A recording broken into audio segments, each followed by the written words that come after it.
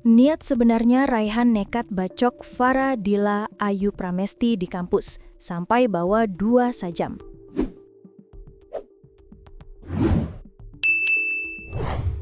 Terungkap niat sebenarnya Raihan Mufazar, 21, mahasiswi UIN Suska Riau, nekat bacok mahasiswi bernama Farah Dila Ayu Pramesti, 23, di lingkungan kampus.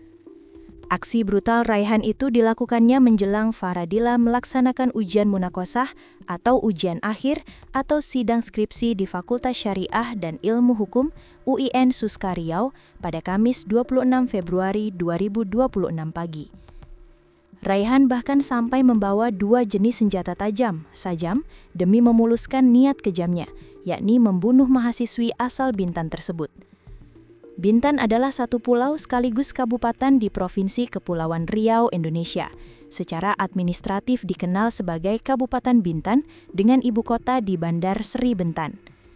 Bintan terkenal sebagai destinasi wisata, terutama kawasan Lagoy yang banyak dikunjungi wisatawan domestik maupun mancanegara karena pantai dan resort mewahnya. Dari hasil pemeriksaan pelaku, ia mau membunuh korban, kata Anggi, Kamis. Beruntung nyawa korban berhasil diselamatkan lantaran pelaku cepat diamankan sejumlah petugas keamanan kampus. Namun akibat pembacokan dengan kapak yang dibawa pelaku, korban mengalami luka di kepala dan tangan. Ditanyai terkait motif, berdasarkan hasil pendalaman, ternyata pelaku merasa sakit hati karena cintanya ditolak oleh korban. Motif sementara ini karena cinta ditolak. Pelaku sengaja datang dari rumah mau menarget membunuh korban. Makanya bawa kapak dan parang. Yang digunakan pelaku kapak, sebut Anggi. Rencananya pelaku juga akan menjalani pemeriksaan kejiwaan dan tes urin.